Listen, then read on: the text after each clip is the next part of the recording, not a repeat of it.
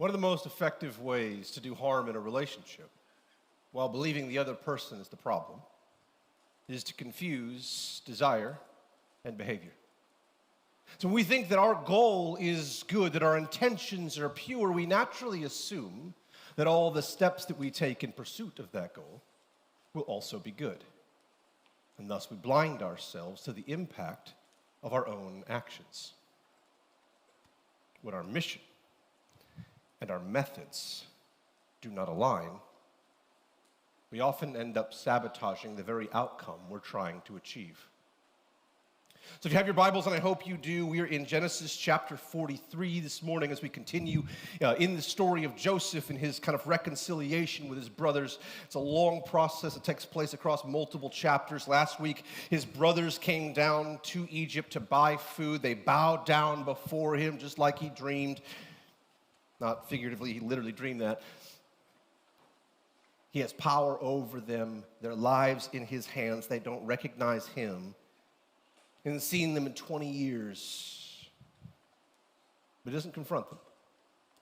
Even after hearing their confession of guilt, expressing their shame for what they had done to him, he doesn't reveal himself. Why? This isn't about revenge. It's not about emotion. It's about healing.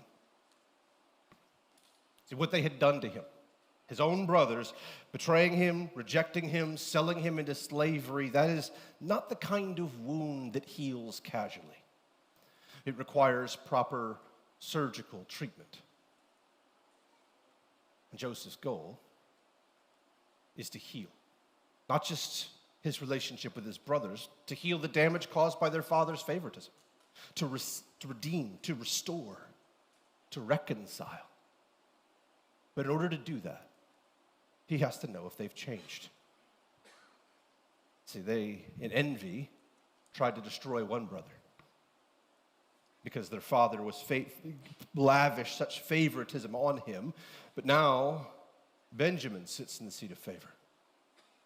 And so what he wants to know is, will, in a similar situation, they make similar choices? Will they sacrifice their own brother if it benefits them to do so? Chapter 43, verse 1. Now the famine was severe in the land, and when they had eaten the grain that they had brought from Egypt, their father said to them, "Go again, buy us a little food." But Judah said to him, "The man solemnly warned us, saying, 'You shall not see my face unless your brother is with you. If you will send our brother with us, we will go down and buy food. But if you will not send him, we will not go down, for the man said to us, you shall not see my face unless your brother is with you.' Israel said, 'Why did you treat me so badly as to tell the man that you had another brother?' They replied, 'The man questioned us carefully about ourselves and our kindred, saying, is your father still alive? Do you have another brother?' What could we answer to these questions? Could we in any way know that he would say, 'Bring your brother down'? And Judah said to Israel his father, 'Send the boy with me, and we will rise and go, that we may live and not die, both we and you and our little ones. I will be a pledge of his safety. From my hand you shall require him. If I do not bring him back to you and set him before you, then let me bear the blame forever. If we had not delayed, we would have returned twice.' Then their father Israel said to them, 'If it must be so, then do this. Take some of the choice fruits of the land in your bags and carry a present down to the man, a little balm and a little honey, gum, myrrh, pistachio nuts, and almonds,' all ingredients that we're very happy that they told us about so that we can all get saved, because what was in the caravan is utmost to our attention. 'Take double the money with you. Carry back with you the money that was returned in the mouth of your sack. Perhaps it was an oversight. Take also with you your brother. Arise and go to the man. May God Almighty grant you mercy before the man, and may he send back your other brother and Benjamin. And as for me, if I am bereaved of my children, I am bereaved.'" After their previous return from Egypt, the brothers told Jacob everything that happened. They explained to him what would be required to go back. Said, hey, the governor, he granted us provisions, but he kept Simeon as a hostage until we could prove that we aren't spies. The only way to do that, the only way for us to be allowed to go back, to trade, to purchase again, is if we take Benjamin with us. Jacob says, that's not happening. No chance, no discussion. It was not an option. So they waited. Their supplies didn't. So Jacob starts playing chicken with time. Because it's not like they can just go down the street to a Publix, grab some more supplies. Egypt is 300 miles away. Getting there under decent conditions would take 2 to 3 weeks. Then they had to go through the process when you got a global famine and grain distribution, and the queue lines for food be worse than international customs. And all the different stages they'd have to go through just to get the supplies and return. Best case scenario, it's a month and a half round trip. Jacob did not know how long the famine would last. So likely he's kind of convinced himself, hey, we got a lot of supplies from Egypt when they went last time. We can ride it out. By the time the supplies are gone, we'll be able to grow crops again. The drought will be over. We'll be good. We won't have to go back at all, so it won't matter. Sorry, Simeon. Just leave you there to die. Because he's already written him off in his head. If the choice is risking my favorite son to get that one back, well, he's dead.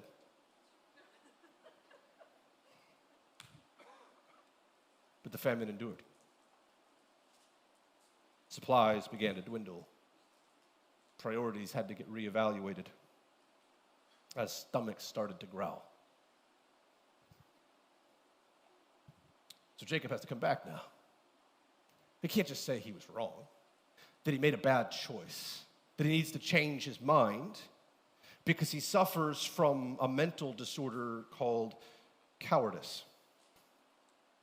It's one that many of us have times where we struggle with, right? We all know that nobody's right all the time, that nobody has all the right answers, and yet we have this weird sort of allergic aversion to admitting that we're wrong, to admitting that in any way we made a mistake or could have done something better. It kind of feels like dying to just say it. That comes from pride. Well, Jacob tries to avoid saying it. Walks into the room, looks at his kids, all casual, like, hey guys, I was thinking, it's funny, I was thinking we should probably about time for you guys to head back to Egypt, right, and get some more food. Now, that goes over like bacon at a vegan potluck. Honestly, are vegans allowed to have potlucks? I don't know how that works. Vegetables are what my food eats, so I don't know anything about it. So, the brothers don't particularly care for this particular idea. They are resisting of it. They're like, listen, we're not going to go back. We're not doing that. Ain't gonna happen. Now, Reuben had tried to solve this problem early. Firstborn son, tried to prove himself, tried to show dominance over his brothers and that he's the rightful leader of the family. So his dad, listen, I'll take care of this. I'll take Benjamin with me. We'll go back to Egypt. We'll come back with Simeon. If anything goes wrong, you can kill my 2 sons. Which I am certain in his head sounded good, was meant to be like hey, this will show you my resolve, my commitment to this course of action. The problem is his suggestion is stupid. Like, that's his grandkids. How is this a solution? That's his future. That's the legacy of their family, right? This would be like if your teenager came and he's like, hey, Mom, Dad, can I borrow the car? I promise I'll bring it back in perfect condition. If there's even a scratch on it, you can burn down your house and all the stuff in it. That's the worst collateral ever. So Reuben no longer has the permission to speak. Judah steps in. And his response is firm, direct, and clear. There is no point in us going if we don't take Benjamin with us. Well, now Jacob has to throw a temper tantrum. Because what he wants, more food for his family, requires him to do something, send Benjamin, that he doesn't want to do. So he accuses his sons of being cruel to him. Because in a foreign land, under interrogation from a foreign ruler, under suspicion of being spies, they had the audacity to tell the truth. Terrible, vile children. You didn't say that to be honest. You said that to hurt me. You're just trying to make me suffer. You're just trying to cause me pain because you're mean, nasty children. Pain and fear can fill our hearts with a whole lot of unreasonable, irrational responses. And in that pain and in that fear, we have a tendency to lash out at the people around us. Because blaming them for our pain is so much easier than actually facing it. So they respond to his hysterics with calm correction. And then Judah does something that changes the stubborn, fearful heart of his father. He takes responsibility. Not in the way that Reuben weirdly tried to. He says, Dad, send Benjamin with me. If anything happens to him, whether I can control it or not, whether it's my fault or not, I will take full responsibility. My life is the guarantee of his safety. And no matter what goes wrong, if something goes wrong, no matter what it is, I will forever carry the blame. That is called leadership. Leadership is not being the person that speaks first, loudest, but that tells everybody else what to do. The leader is the one who carries the burden of responsibility, who carries the weight of the choice, decision, or action, even if they're not the one responsible for why it fails. And he follows that moment of leadership responsibility with a very compelling argument. Okay, Dad, we don't have a lot of food left. No more's growing. There's nothing over there. I was just pointing gesturally. It's like half the heads are like, ah. Sorry, I just move my hands a lot. It happens. So we're out of food. There's no other place to get it. It's Egypt. The only way we can go down there is if we take Benjamin. So you got a choice. It's really simple. Either we take Benjamin, we go get food, and we risk something bad happening to him because it is a risk. It's a dangerous road. Something could happen. Either you risk it or we stay here. Food runs out. We die. Our families die. You die. Benjamin dies anyway. So, Papa, would you rather send Benjamin with us and risk something bad happening to him, or keep him here and guarantee that it does? Well, when you put it like that, sometimes the only way to overcome irrational fear is with a greater fear. So Jacob agrees. And he decides before they leave to pray over his sons, a benediction for them. This is their second trip to Egypt. He didn't do it the first time, but this time a kid he actually cares about is going, so he puts in the effort. And we get to see this beautiful, heartfelt prayer, beseeching God to grant mercy to his sons. And that is the foundation of this entire story. From start to finish, this is about mercy. So the story of Joseph is the message of the gospel demonstrated in dramatic form. You have sin, rejection, and slavery, followed by the one who was wronged, the innocent party that was sinned against, forgiving, saving, and reconciling to the ones who wronged against him. Joseph plays the role of Jesus. The brothers play the role of us. And this narrative teaches us practically what it looks like to live and walk in the gospel of Jesus. And its prominent characteristic, its most important ingredient, is mercy. So, Jacob finally surrenders. If I am bereaved, I am bereaved, he says. Which is great. When he has absolutely no other option in the world, he chooses to trust God. I recommend starting there, not ending there. Verses 15 through 25, the brothers, they gather. all the money that they need, money from the last trip that they got back, and new money for new grain, in addition with some special gifts, and Benjamin, and they head down to Egypt to buy more food. When they arrive, Joseph's steward has them taken to his house, which freaks them out.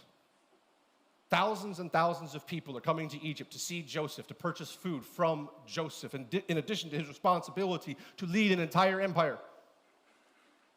And they're getting singled out. And so they start doing what nervous people do.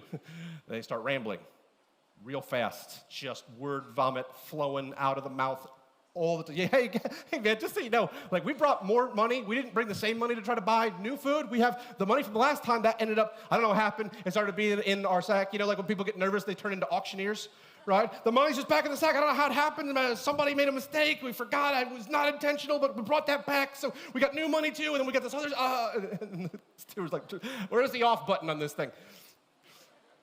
So the steward, who is not a Hebrew, replies to them with the traditional Hebrew greeting for receiving guests.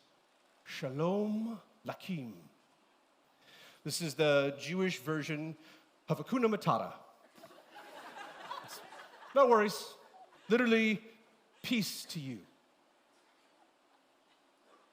It's a promise, a sacred vow of peace and security, a declaration, we mean you no harm. It's a common theme throughout this. 10 verses have the word shalom 6 times. Because this is the goal of conflict, is to lead back to peace. And so the steward, he tells them, hey, we got the money, it's fine, must have been God. Now what he's not saying is that God miraculously zapped money into their packs. What he's not saying is that there weren't human agents involved. What he's saying is the hand of God is at work in your situation. So, the steward brings Simeon out and releases him, signifying forgiveness and the dropping of charges. And then the brothers are prepared, washed, and made ready for the meal before Joseph returns, which is in verse 26. When Joseph came home, they brought into the house to him the present that they had with them and bowed down to him to the ground. And he inquired about their welfare and said, is your father well? Does he have shalom? The old man of whom you spoke, is he still alive? They said, your servant, our father, is well. He is alive. And they bowed their heads and prostrated themselves before him. And he lifted up his eyes and saw his brother Benjamin, his mother's son, and said, is this your youngest brother of whom you spoke to me? God be gracious to you, my son. Then Joseph hurried out, for his compassion grew warm for his brother, and he sought a place to weep. And he entered his chamber and wept there. Then he washed his face and came out. And controlling himself, he said, serve the food. And they served him by himself, and them by themselves, and the Egyptians who were with him by themselves, because Egyptians could not eat with Hebrews, for that is an abomination to the Egyptians. And they sat before him, the firstborn according to his birthright, and the youngest according to his youth. And the men looked at each other in amazement. That is, Joseph sat them around the table in birth order, which for them he would have no way of knowing, so that kind of freaked him out too. Portions were taken to each of them from Joseph's table, but Benjamin's portion was 5 times as much as any of theirs, and they drank and were merry with him. When Joseph sees his brother, his heart stirs. The word for compassion here is the word mercy. Literally, it says his mercy grew warm. And he is overcome with feelings. So he leaves the room. In chapter 42, he turned away from his brothers. This time he has to full on leave the room, go someplace else. He weeps, and then he washes his face to hide the evidence of his feelings.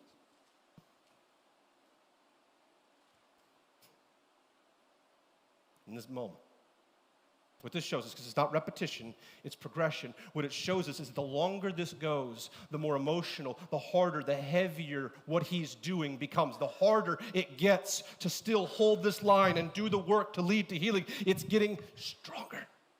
The temptation to just resolve it, fix it, take the tension away, and all it would take from him is a word. Then he could have dinner with his brothers. But he doesn't. See, the goal as the people of God of every relationship conflict is healing, forgiveness, and reconciliation. And so as followers of Jesus, who are supernaturally empowered with the love, grace, and forgiveness of the gospel, we should see that healing and reconciliation like all the time, right? Do we? Maybe that's because we're just so good at being loving that we don't have a lot of conflict. Yeah, keep dreaming. It's because our mission and our methods are so often misaligned. Joseph shows us how to fix that by avoiding two pitfalls that many of us will end up in. The first is that Joseph did not pretend to be some emotionally constipated tough guy who doesn't feel anything, who's invulnerable to everything. He's not acting like Clint Eastwood, John Wayne. Do you feel lucky, punk? He's not standing there like, nothing hurts me, nothing gets to me, I'm too tough for all of that. That's not strength, it's denial. It's glass armor, completely and utterly useless. That one's me. I struggle with having feelings and expressing them. And if that's not you, you're probably the other side. Which is Joseph, he feels it, but listen, he controls it. Joseph is not ruled by his feelings. That is an essential boundary. See, oftentimes we think that how we feel excuses what we do, that we can justify bad actions by explaining the emotions that we had behind them. You know what? I was hangry. That's what it was. I needed a Kit Kat bar. I didn't sleep really well. I was kind of tired. I'm just stressed out from work, so it's not my fault I have all these feelings. No. Your feelings can be valid, but they can never justify your behavior. Feelings explain what is happening in you. They do not dictate, nor do they excuse what comes out of you.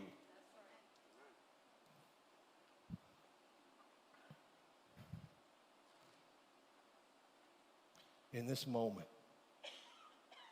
everything in Joseph's heart and mind longed to bring the tension to an end, to just tell them who he was. I mean, they're having a feast. This is the perfect time to be able to celebrate. Even his mind, which was sharp at the beginning, is now making excuses. You know what? They've shown enough. They've demonstrated enough. It's okay now. We've tested it. They passed those tests. We can stop here. It's good enough. It would feel so good, so right. But it would prevent the wound from truly healing. So Joseph chooses purpose over impulse. What is right over what feels right. Because when our emotions start influencing our actions, our methods, they start shaping the outcome. Before long, all of our decisions, they start flowing through them. And that's where a lot of damage gets done. Words spoken too fast. Decisions made too hot. The bridges that lead us over the rift and the divide that exists between us, the place that we long to go, burned because it feels right. Unchecked emotions make us a slave to the moment. Because listen, your feelings are not your truth. Your feelings are not reality. Jeremiah 31 says the heart is deceitful above all things and desperately sick. Who can understand it? Feelings are not evil, they're not bad, they're not wrong, but they make terrible rulers. And that's what they long to do. Not just inform our lives, but to control them. And if we let them, if we give them the ground to reign over us, they will. Feeling them is important. Feeling them is beneficial, but letting them rule us is destructive. Joseph refuses to let his feelings, no matter how great they might be in this moment. I mean, can you imagine 20 years of waiting, all the hurt, all the damage, and he is one word away from starting that healing, the feeling of it. But he refuses to let the feeling shape the outcome. More tests are needed. So they feast. In the middle of a famine, they feast. And as they're eating, he makes sure that Benjamin receives 5 times more food than the other brothers. Not just any food, food from his table. That's the best food. That's the kingly food. To see how the brothers react. They hated him because of the favoritism that was given to him by their father. So how would they respond here to seeing that same favoritism flaunted in front of them? Dirty looks, scornful whispers, animosity. To Joseph's delight, they didn't. So they have a beautiful night. Mercy on full display, joy and laughter fill the room as they feast. But morning's coming, and with it, the harshest test of all. They had a great moment, but the work isn't done.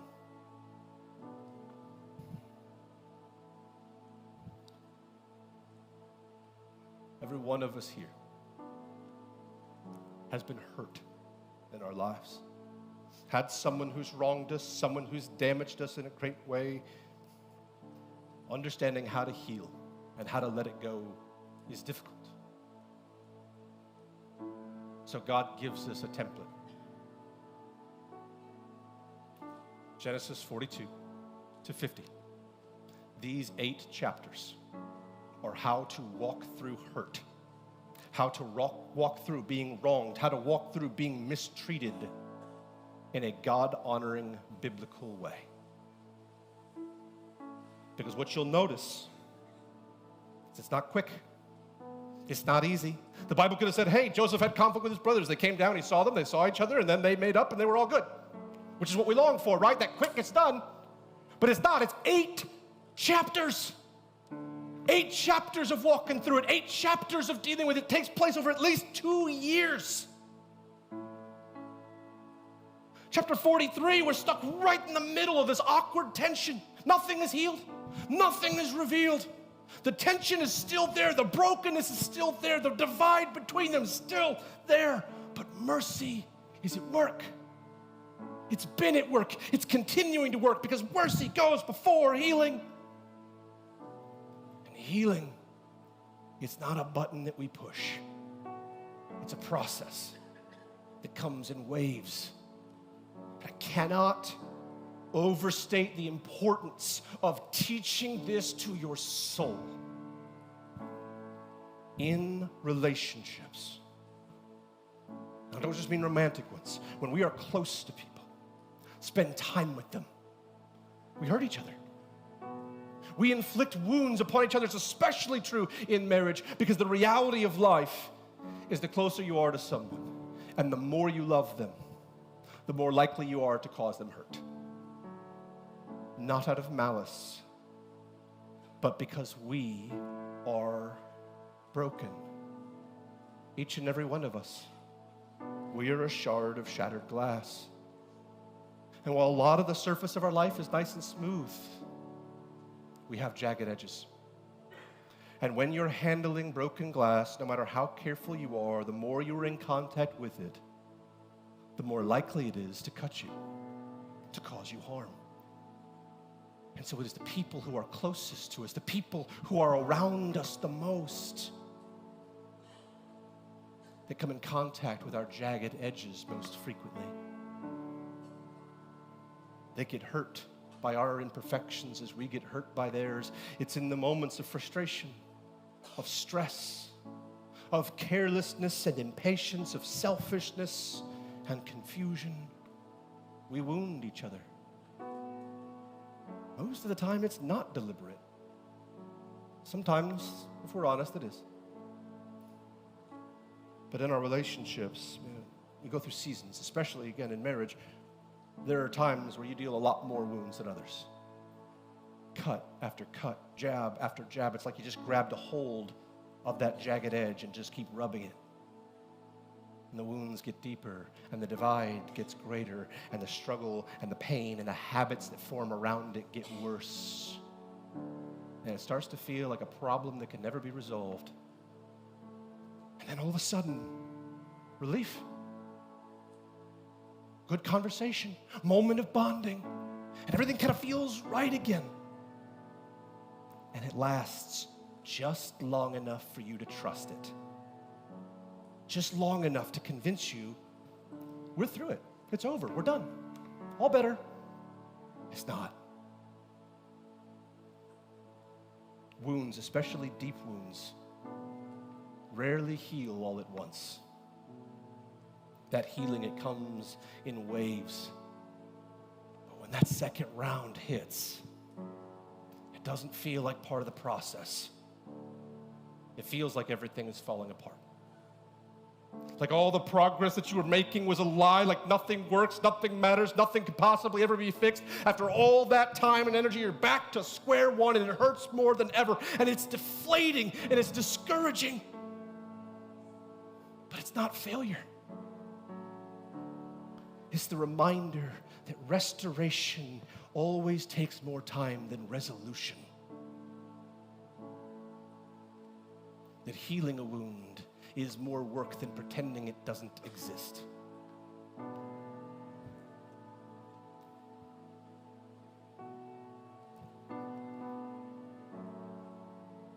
That second wave, it feels so much worse because you thought you were done. But you're not. Just like physical wounds, you start to feel better before the wound is actually healed. But those waves, church, they're not regression. They're the opportunity to form new habits. They're the opportunity to reinforce new behaviors, to build new trust, to grow. Those waves, it's where you stop feeling different. You start actually being different. So don't quit on them. Because that moment that feels like regression, that makes you want to throw in the towel and be done, that's usually the place where the most growth happens. It is not easy. That's why the most important ingredient of every relationship, friend, romantic or otherwise, is mercy. It's caring enough about the other person to endure their brokenness as they endure yours. Don't despise imperfect steps because they're flawed. Don't reject incomplete efforts because they didn't get the job done. Or partial healing. Don't rush the process and try to pretend you're better before the wound is really healed. Receive what's given. No matter how clumsy, no matter how awkward, no matter how wildly imperfect it feels. This is going to be especially true for wives. Like when your husband tries to fix something, he's going to do something, you're going to be like, how is that a solution? And you're just going to want to roll your eyes and smack him in the back of the head. Do it. Smack him in the back of the head. He'll be all right. He's a tough boy.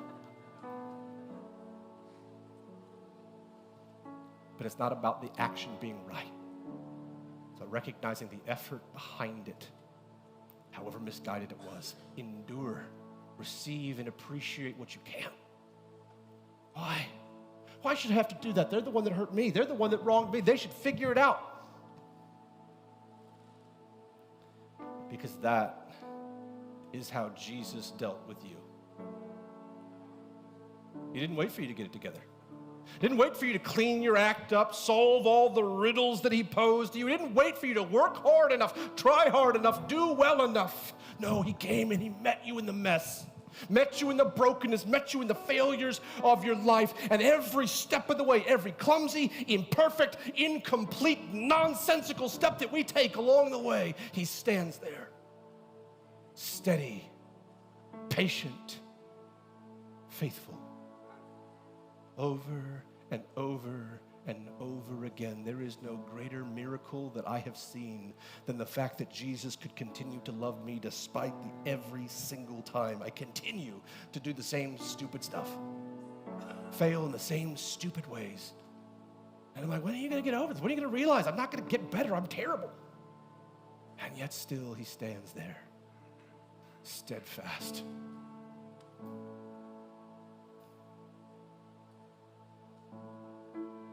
Following Jesus, mercy, it's not a part that we just get to take.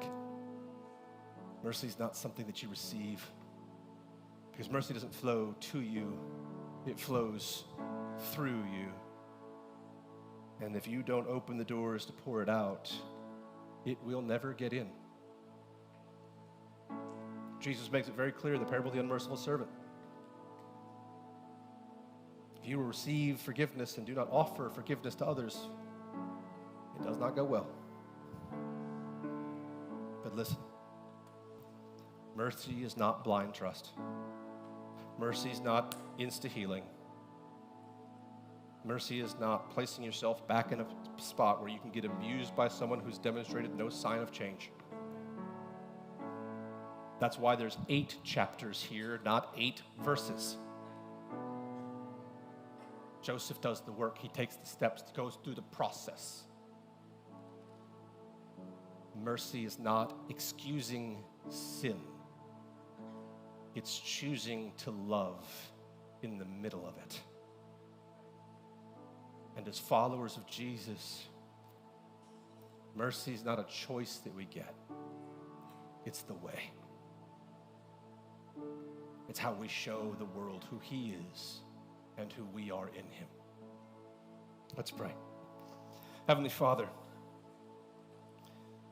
that we rejoice in you, that with every stumbling, clumsy step we've taken, you have been there, loving us, forgiving us, patiently bearing with our wild imperfections. Let us demonstrate the same. Let us not just be hoarders of your grace and mercy, but vessels that live it out and share it with the world. That through us, through our example, through our pursuit, through our attempt to follow the mercy that you give, they would see the incredible grace of your heart. And as we gather to worship you, God, may this praise be pleasing in our response to our gratitude for the mercy you have given us. We thank you for Jesus, and we thank you for grace. Amen.